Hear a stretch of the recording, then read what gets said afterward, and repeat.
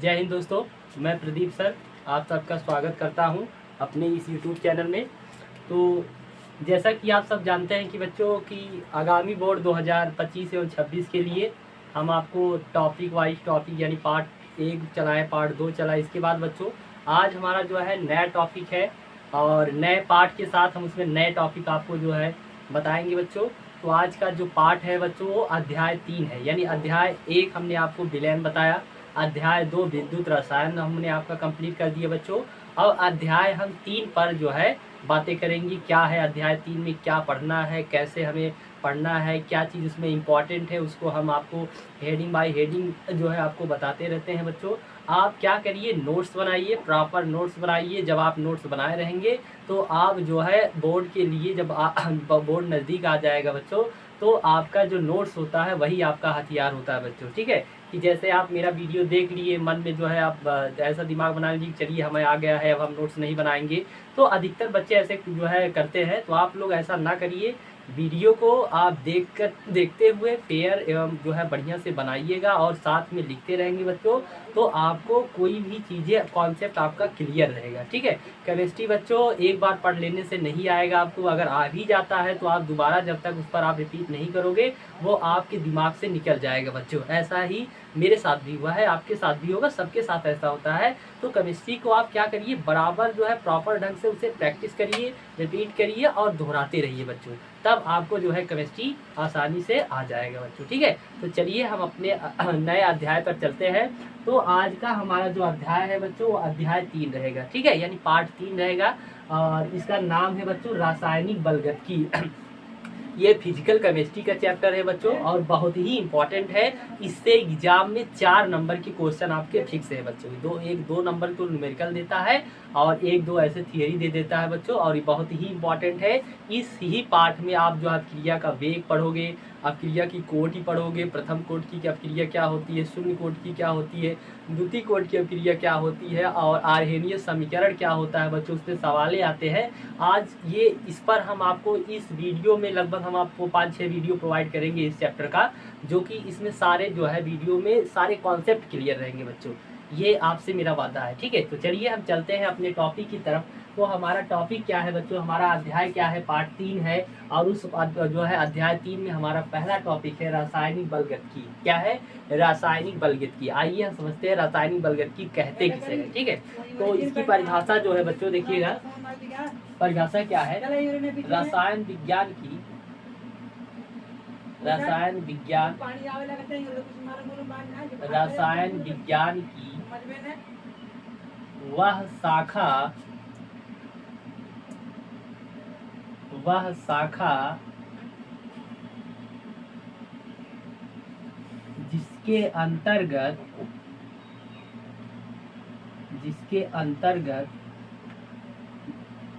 रसायन विज्ञान की वह शाखा जिसके अंतर्गत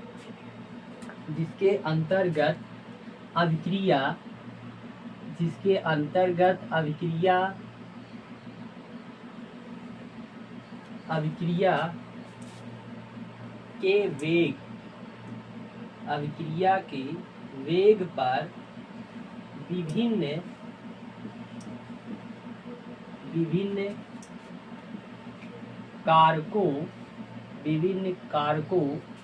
कारकों बच्चों जैसे रहेगा आपका, कारक में जैसे रहेंगे ताप,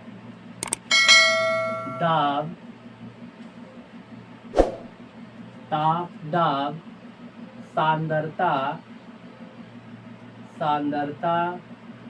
उत्प्रेरक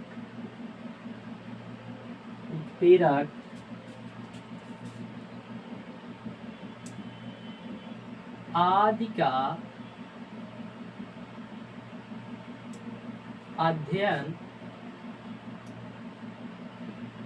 का अध्ययन किया जाता है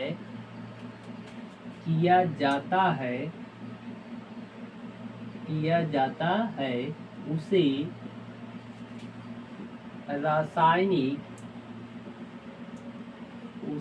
रासायनिक बलगतकीय कहते हैं।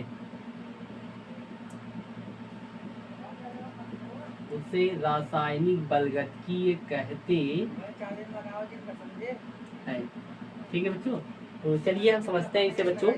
तो ध्यान दीजिएगा, कह रहे हैं कि रासायनिक बलगतिकी क्या है। रासायनिक बलगतिकी एक ऐसा टॉपिक होता है बच्चों, ऐसा टॉपिक है कि कह रहे हैं कि रसायन विज्ञान की वह शाखा, ठीक है, रसायन विज्ञान की वह शाखा जिसके अंतर्गत अभिक्रिया के वेग पर विभिन्न कारकों जैसे बच्चों ताप होगा, दाब होगा, सांद्रता होगा, उत्प्रेरक होंगे। यानी कारक का मतलब होता है वहां पर ताप रहेंगे, दाब रहेंगे, सांद्रता रहेंगे, उत्प्रेरक रहेंगे आदि का अध्ययन किया जाता है, उसे हम रासायनिक बलगतिकी कहते हैं बच्चों। ठीक है, जैसे कोई अभिक्रिया हो रही है, जैसे कोई अभिक्रिया, मान लीजिए कोई अभिक्रिया हो रही है बच्चों, तो वो कुछ ऐसी अभिक्रिया होती हैं जो धीमे धीमे चलती हैं, कुछ ऐसी अभिक्रिया होती हैं जो बहुत फास्ट चलती हैं।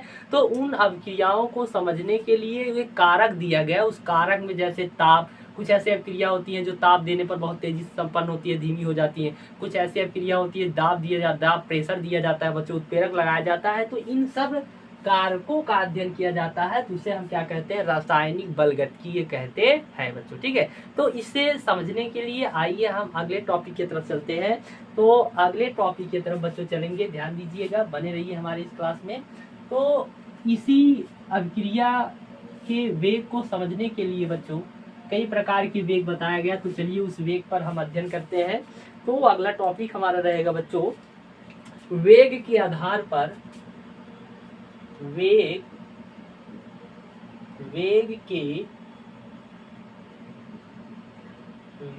के आधार पर रासायनिक अभिक्रिया के वेग के आधार पर रासायनिक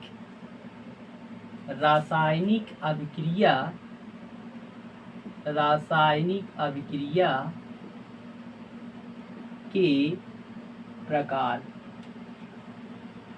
तो बच्चों अब हम पढ़ेंगे वेग के आधार पर रासायनिक अभिक्रिया के प्रकार। तो आइए हम समझते हैं कि रासायनिक अभिक्रिया जो होती है वो वेगों के आधार पर कितने प्रकार के होते हैं बच्चों। तो 3 प्रकार के होते हैं। कितने प्रकार के होते हैं? 3 प्रकार के होते हैं। तो आइए हम समझते हैं वो तीनों प्रकार कौन से होते हैं बच्चों। तो पहला अभिक्रिया जो होती है, पहली अभिक्रिया जो है आपकी, वो तीव्र अभिक्रिया है बच्चों। कैसी अभिक्रिया है? तीव्र अभिक्रिया है। ठीक है, तो पहली जो अभिक्रिया है बच्चों वो तीव्र अभिक्रिया है, तीव्र अभिक्रिया। ठीक, इसी प्रकार बच्चों जो दूसरी अभिक्रिया है इसे हम कहते हैं मंद अभिक्रिया। क्या कहते हैं? मंद अभिक्रिया।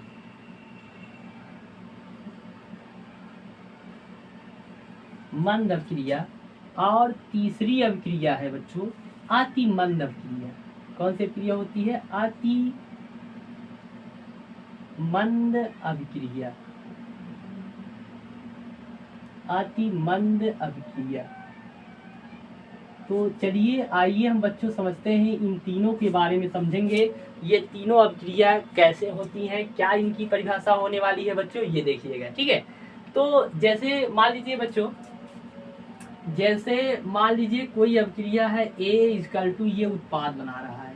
मान लीजिए, हमने मान लिया बच्चों कि एक कोई अभिक्रिया है, ये A से उत्पाद में कन्वर्ट हो रहा है। ये अभिकारक है बच्चों, ये उत्पाद है। A से उत्पाद बन रहा है, अभिकारक से उत्पाद बन रहा है, अभिकारक से उत्पाद बन रहा है। जैसे बच्चे मान लीजिए ये A जो है, A से ये उत्पाद मान लीजिए B बन रहा है। ठीक है, तो अगर ये A से B बहुत जल्द बन जाए, मतलब बहुत तेज अभिक्रिया हो रही है, ये A B में बहुत तेजी से कन्वर्ट हो रहा है, यानी ऐसी अभिक्रिया जो तुरंत बन जाए, जैसे तुरंत चल जाए, मतलब A से B का निर्माण बहुत जल्दी से हो जाए, तो उसे हम क्या कहते हैं?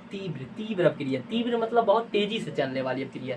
ऐसी रासायनिक अभिक्रिया जो है सेकेंडों में हो जाती है, मतलब उसको बहुत कम समय लगता है। अगर ये कोई अभिक्रिया है, मान लीजिए जैसे हमने एक अभिक्रिया और बनाया, A से ये C बना ले रहा है, A= बन जा रहा है बच्चों, D बन जा रहा है। तो मान लीजिए अभिक्रिया ये सेकेंडों में हो रही है, ये अभिक्रिया जो है बच्चों मिनट में हो रही है, और ये अभिक्रिया आपकी क्या हो रही है? घंटों में हो रही है। तो इन सबको समझने के लिए आप देख लीजिए कि अगर कोई अभिक्रिया सेकेंडों में हो जा रही है, बहुत तेजी से हो जाती है, तो उसे हम जो है तीव्र अभिक्रिया कहते हैं। और ऐसी रासायनिक अभिक्रिया जिसको जो है थोड़ा सा समय लगता है, बहुत जो है समय लगता है, तो उसे हम क्या कहते हैं? मंद अभिक्रिया कहते हैं। ठीक है, और अति मंद का मतलब अभिक्रिया होती है बच्चों, ऐसी अभिक्रियाएं होती है जो बहुत धीमे धीमे होती है, बहुत धीमी धीमी, मतलब इसे पूर्ण होने में काफी समय लग जाता है। तो ये अभिक्रिया क्या कहलाती है? अति मंद अभिक्रिया। तो आप ऐसे ही समझ सकते हैं, ऐसी अभिक्रिया जो सेकंडों में हो जाए उसे हम तीव्र अभिक्रिया कहते हैं। ऐसी अभिक्रिया जो मिनटों में हो जाए उसे हम क्या कहते हैं? मंद अभिक्रिया। ऐसी अभिक्रिया जो घंटों में होती है तो इसे हम क्या कहते हैं बच्चों? अति मंद अभिक्रिया कहते हैं। क्या कहते हैं? अति मंद अभिक्रिया। ठीक है, तो चलिए आइए हम इसकी परिभाषा देखते हैं। तो चलिए बच्चों तो हम अपने इस रिएक्शन पे चलते हैं। देखिएगा, तो हमने आपको बताया कि वेगों के आधार पर रासायनिक अभिक्रिया के प्रकार। ठीक है, तो इसमें तीव्र अभिक्रिया, तो आइए हम समझते हैं बच्चों तीव्र अभिक्रिया क्या होती है। ठीक है, तो हेडिंग लगाएंगे हम बच्चों तीव्र अभिक्रिया। कौन सी अभिक्रिया? तीव्र अभिक्रिया। तीव्र अभिक्रिया। तीव्र अभिक्रिया। तो इसकी परिभाषा देखिए बच्चों, इसकी परिभाषा क्या होती है आइए समझते हैं हम। वे रासायनिक अभिक्रिया, वे रासायनिक वे रासायनिक अभिक्रिया, वे रासायनिक अभिक्रिया, देखिएगा, वे रासायनिक अभिक्रिया जो अति शीघ्रता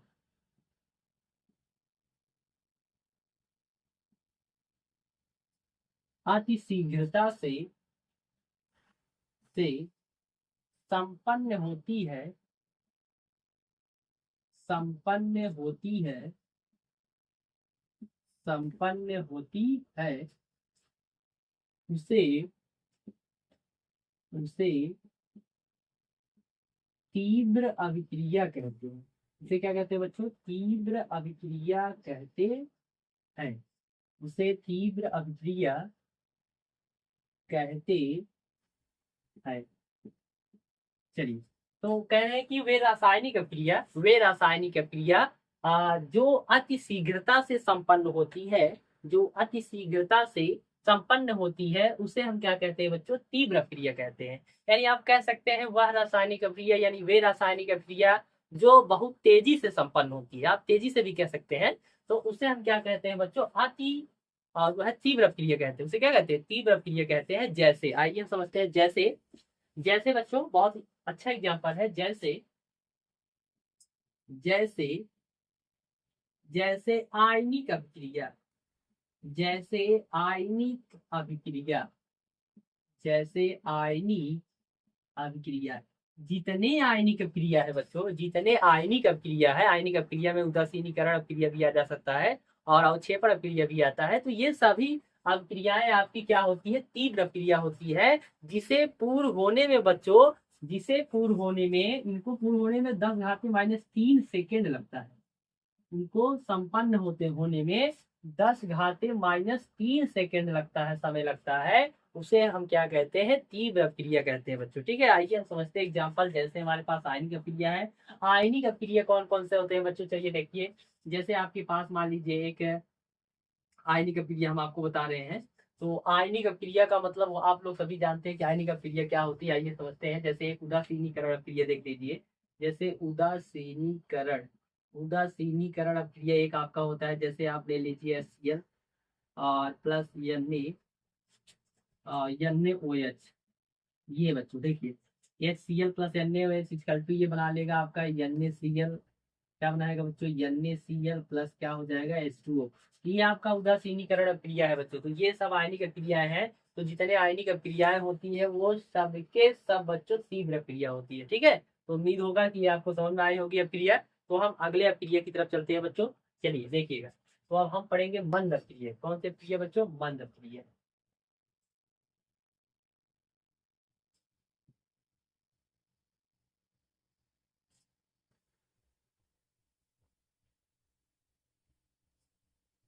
चलिए, तो अगला हेडिंग हमारा रहेगा बच्चों मंद अभिक्रिया। कौन सी अभिक्रिया रहेगी? मंद अभिक्रिया।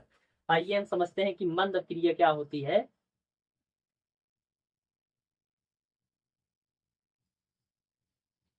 चलिए, तो अगला हेडिंग है बच्चों आपका मंद अभिक्रिया। कौन सी अभिक्रिया? मंद अभिक्रिया। मंद अभिक्रिया। चलिए, मंद अभिक्रिया की परिभाषा क्या होती है बच्चों? देखिएगा, वह रासायनिक अभिक्रिया, वह या आप कह सकते हैं वह रासायनिक अभिक्रिया, या आप कह सकते हैं वे रासायनिक अभिक्रिया। चलिए, वह रासायनिक वह रासायनिक वह रासायनिक अभिक्रिया वह रासायनिक अभिक्रिया वह रासायनिक अभिक्रिया जो तीव्र तीव्र अभिक्रिया जो तीव्र अभिक्रिया से जो तीव्र अभिक्रिया से कम समय कम समय में कम समय में संपन्न होती है कम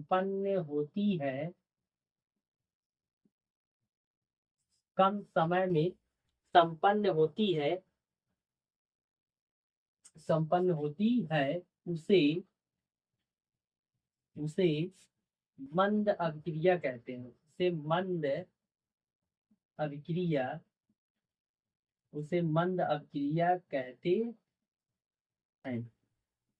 तो इसका एग्जाम्पल क्या होता है बच्चों, आइए समझते हैं। जैसे जैसे एग्जाम्पल है बच्चों, जैसे H2 plus O2 equal to आपका बन जाएगा H2O2। जैसे आपका H2 plus O2 equal to क्या बन गया, H2O2। ये आपका क्या है, हाइड्रोजन पराऑक्साइड। जब हाइड्रोजन पराऑक्साइड का निर्माण होता है बच्चों, तो वो आपका क्या होता है, अति मंद अभिक्रिया होता है। क्या होता है, मंद अभिक्रिया।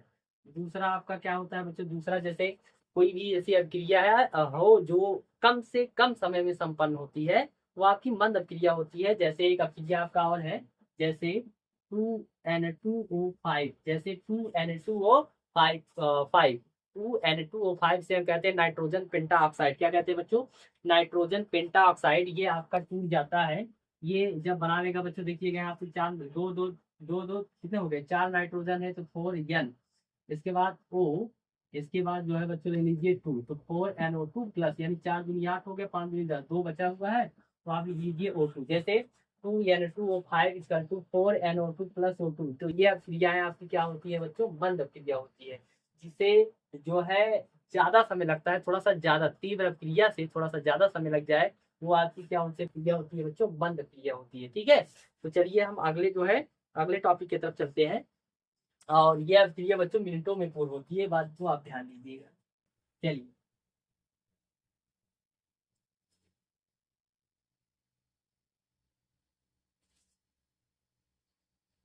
तो अगली अभिक्रिया हमारी है बच्चों, अगली अभिक्रिया क्या है देखिएगा।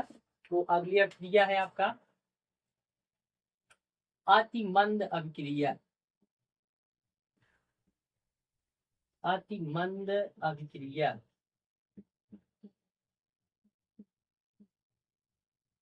अति मंद अभिक्रिया देखिएगा, वे रासायनिक जो ऐसी अभिक्रिया होती है बच्चों जिसको बहुत कम समय लग, अत्यधिक कम समय में पूर्ण हो जाती है, तो वो आपकी अभिक्रिया क्या होती है, अति मंद अभिक्रिया होती है। तो ध्यान दीजिएगा बच्चों का, वे वे रासायनिक वे रासायनिक अभिक्रिया वे रासायनिक अभिक्रिया जो जो अत्यधिक मंद होती है मंद होती है उसे अति मंद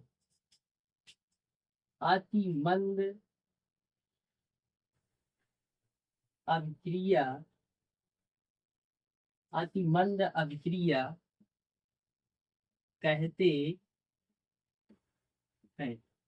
इसे क्या कहते हैं, अत्यंत अति मंद अभिक्रिया कहते हैं। ठीक है, तो जैसे बच्चों देखिएगा, जैसे जैसे आपका मान लीजिए जैसे हाइड्रोजन हो गया और ऑक्सीजन हो गया। हाइड्रोजन और ऑक्सीजन जब मिलते हैं बच्चों, तो जल का निर्माण करते हैं। क्या बोलते हैं, जैसे जैसे एग्जाम्पल मान लीजिए H2, जैसे 2H2 प्लस O2 इसका 2H2O। क्या बनाएंगे बच्चों? 2H2O। और यहाँ उत्प्रेरक की उपस्थिति होगा। क्या होगा बच्चों? उत्प्रेरक की उपस्थिति। जैसे एग्जांपल है, उत्प्रेरक की उपस्थिति में 2H2 plus O2 equal to बना लेंगे क्या? 2H2O। तो ये आपकी क्या होती है? अति मंद क्रिया होती है। अति मंद क्रिया जो है घंटों में संपन्न होती है बच्चों। इसको बहुत ज्यादा समय लगता है, मतलब बहुत ज्यादा। ठीक है, तो बहुत ज्यादा समय लगता है। तो ये आपकी अक्रिया कौन सी अक्रिया होती है? अति मंद अक्रिया होती है। कौन सी अक्रिया होती है? अति मंद अक्रिया होती है। ठीक है, तो ऐसी अक्रिया जो बहुत ज्यादा सेकेंडों में पूर्ण हो जाए, सेकेंडों में पूर्ण होगा बच्चों, तीव्र अक्रिया होगी। और मिनटों में पूर्ण होगी तो वह आपकी अक्रिया जो होगी बच्चों, वो आपकी अक्रिया होती है जो है मंद अक्रिया होती है, एक अति मंद अक्रिया होती है जो घंटों में संपन्न होती है बच्चों। ठीक है, तो चलिए हम अगले टॉपिक की तरफ चलते हैं। ठीक, बने रहिए हमारी इस क्लास में।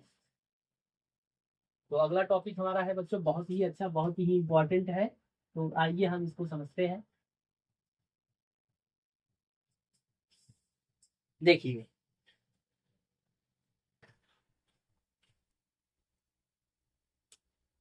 चलिए बच्चों, तो हम अगले टॉपिक की तरफ चलते हैं। तो अगला टॉपिक आपका क्या है बच्चों? ध्यान दीजिएगा। अगला टॉपिक है आपका अभिक्रिया की दर। क्या हेडिंग है आपका? अगला हेडिंग है आपका अभिक्रिया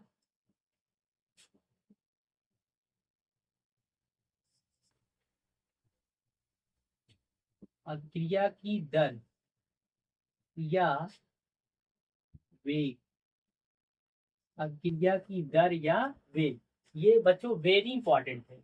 IMP, ये एग्जाम में बहुत पूछा जाता है बच्चों, तो आप ध्यान दीजिएगा इस टॉपिक को। ये बहुत ही इंपॉर्टेंट होने वाला है टॉपिक। तो हम आज पढ़ेंगे अभिक्रिया की दर और अभिक्रिया का वेग। पहले हम इसे पढ़ लेंगे बच्चों, इसके बाद हम आपको अभिक्रिया की दर और अभिक्रिया का वेग आपको निकालना सिखाएंगे और उस पर कुछ बच्चों क्वेश्चन कराएंगे। ठीक है, तो चलिए आइए पहले इसकी हम परिभाषा को समझते हैं, फिर इसमें जो है सूत्र को निकालेंगे और इसके बाद इसके हम इकाई को निकालेंगे बच्चों। ठीक है, तो अभिक्रिया की दर और अभिक्रिया का वेग क्या होता है बच्चों? ठीक है, तो अभिक्रिया की दर और अभिक्रिया का वेग, चलिए समझते हैं इसकी परिभाषा क्या होती है। तो इसकी परिभाषा है बच्चों जो है इकाई समय में, इकाई समय में, इकाई समय में अभिक्रिया, इकाई समय में अभिक्रिया के वेग, इकाई समय में अभिक्रिया के इकाई समय में अभिकारक के, एक मिनट, यहाँ थोड़ा सा गलती हो गया। इकाई समय में अभिकारक, अभिकारक या इकाई समय में अभिकारक या उत्पाद, उत्पाद के सांद्रता,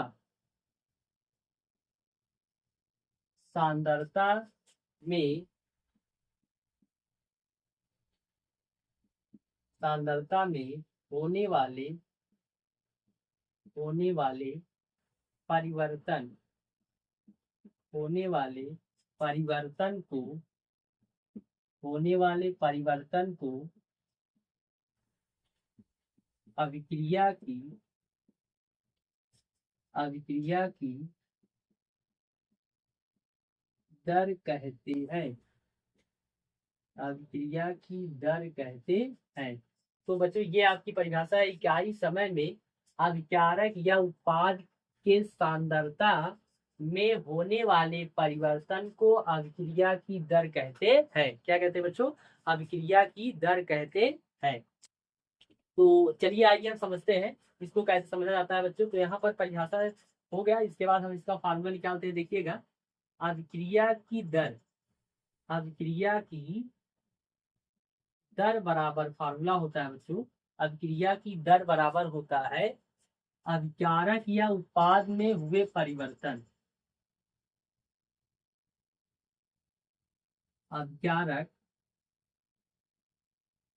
अभिकारक या उत्पाद, उत्पाद के सांद्रता में, सांद्रता में परिवर्तन, सांद्रता में परिवर्तन बटे लगा समय, लगा समय में परिवर्तन, लगा समय में परिवर्तन। चलिए बच्चों, आइए हम इसे एक उदाहरण के माध्यम से समझते हैं। चलिए देखिएगा, जैसे जैसे मान लीजिए बच्चों ये आर है, आर से ये प्रोडक्ट मतलब पी बन रहा है। कह रहे हैं कि अभिक्रिया, जब मान लीजिए ये अभिकारक से उत्पाद बन रहा है, अभिकारक से उत्पाद बन रहा है बच्चों, तो अगर इसका हमें रेट निकालना है कि ये अभिकारक जो है उत्पाद में कितने समय में कन्वर्ट हो रहा है, तो इसका हम क्या क्या निकालना है, रेट निकालना है, यानी दर निकालना है। तो बच्चों अभिकारक या उत्पाद की सांद्रता में हुए परिवर्तन, मतलब या अभिकारक से उत्पाद में कन्वर्ट होने में जो भी परिवर्तन होगा उसे ले लेंगे, और इस परिवर्तन में कुछ समय लगेगा, मतलब अभिकारक से उत्पाद बनने में जो समय लगेगा उससे हम क्या कर देंगे, भाग दे देंगे। तो हमारा अभिक्रिया के क्या निकल जाएगा बच्चों, दर निकल जाएगी। क्या निकल जाएगी, अभिक्रिया की दर निकल जाएगी। ठीक है बच्चों, जैसे मान लीजिए कि यहाँ पर बच्चों 50 ग्राम आपका सेब जो है, सेब है। अगर मान लीजिए 50 ग्राम जो है सेब है, और ये जो है उत्पाद में क्या हो जा रहा है, कन्वर्ट हो जा रहा है, इसमें उत्पाद में कन्वर्ट हो जा रहा है। और यहाँ से उत्पाद में कन्वर्ट होने के लिए इसे बच्चों मान लीजिए 10 सेकेंड लगता है। कितना सेकंड लग रहा है, 10 सेकेंड। तो इसका आप अभिक्रिया की दर क्या कर सकते हैं, निकाल सकते हैं, रेट ऑफ रिएक्शन आप निकाल सकते हैं। तो 50 से ये कन्वर्ट हो रहा है इसमें, तो ये इसकी मात्रा और बटे आप क्या करेंगे, 10 से भाग देंगे, तो इसका रेट आपका क्या हो जाएगा बच्चों, निकल जाएगा। ठीक है, तो ये बात ध्यान दीजिएगा। तो ये इसकी परिभाषा है बच्चों। देखिए परिभाषा कैसे आप निकालें कि इकाई समय में अभिकारक या उत्पाद की सांद्रता में होने वाले परिवर्तन को अभिक्रिया की दर कहते हैं। क्या कहते हैं, अभिक्रिया की दर कहते हैं। तो अभिक्रिया की दर बराबर होता है अभिकारक या उत्पाद में सांद्रता में हुए परिवर्तन और बटे लगा समय में परिवर्तन। जो भी इसमें समय लग रहा है उसमें जो परिवर्तन है उसी को हम क्या कहते हैं बच्चों, आपके अभिक्रिया की दर कहते हैं। ठीक है, तो रेट कैसे निकालते हैं बच्चों, देखिएगा। तो यहाँ पर हम इसे जो है रेट निकालने का आपको हम तरीका बताते हैं बच्चों, देखिएगा। तो रेट लिख देते हैं बच्चों, देखिए। तो रेट इक्वल टू हो जाएगा, रेट इक्वल टू हो जाएगा अभिकारक व उत्पाद की में हुए सांद्रता। तो सांद्रता में परिवर्तन क्या होता है बच्चों, डेल्टा सी होता है। रिएक्टिव मास आप क्या लिख दिए हम, सी, और बटे डेल्टा क्या हो जाएगा आपका बच्चों, डेल्टा टी हो जाएगा। ठीक है, तो ये आप इस प्रकार आप लिख सकते हैं, रेट इक्वल टू होता है delta C upon delta T भी लिख सकते हैं आप, यहाँ डेल्टा सी भी कर दीजिए, चाहे एक मास आप लगाइए या ना लगाइए तो भी आपका ये सही है। तो आप रेट इक्वल टू हो गया delta C upon delta T, क्या हो जाएगा बच्चों, delta C upon delta T. तो इसका ये मात्रक, हम इसकी इकाई निकालते हैं बच्चों। इसकी इकाई हम कैसे निकालेंगे, देखिएगा, समझिएगा। चलिए, तो इसकी इकाई निकालने के लिए बच्चों पहले ये सी क्या है, सांद्रता है। तो सांद्रता का मात्रक क्या होता है बच्चों, सांद्रता का मात्रक होता है मोल प्रति लीटर। क्या होता है, मोल प्रति लीटर। और फिर प्रति है बच्चों, फिर प्रति लगाएंगे, और समय है, समय क्या यूनिट क्या होता है, सेकेंड होता है बच्चों, क्या होता है, सेकेंड होता है। तो इसकी इकाई क्या निकल गई बच्चों, मोल प्रति लीटर प्रति सेकेंड। तो ये आपका आंसर जो है आपका, इसकी इकाई हो गई बच्चों, यानी आपके रेट ऑफ रिएक्शन, यानी अभिक्रिया की दर। अभिक्रिया की दर का मात्रक जो होता है बच्चों, मोल प्रति लीटर प्रति सेकेंड। इसे आप ऐसे लिख सकते हैं, मोल, मोल ये लीटर ऊपर जाएगा बच्चों, क्या बनाएगा, लीटर इनवर्स बनाएगा। सेकेंड ऊपर जाएगा, क्या हो जाएगा, सेकेंड इनवर्स बनाएगा। ये आप ऐसे लिख सकते हैं, mole litre inverse second inverse. क्या लिखेंगे, मोल लीटर इनवर्स और सेकेंड इनवर्स। ठीक है, तो ये इसकी क्या हो गई बच्चों, इकाई हो गई। क्या हो गई, इकाई हो गई। ठीक है, तो ये आपकी जो है ये इकाई है बच्चों, और ये बहुत ही अच्छा टॉपिक है, और ये एग्जाम में बच्चों आपसे क्या होता है, पूछा जाता है।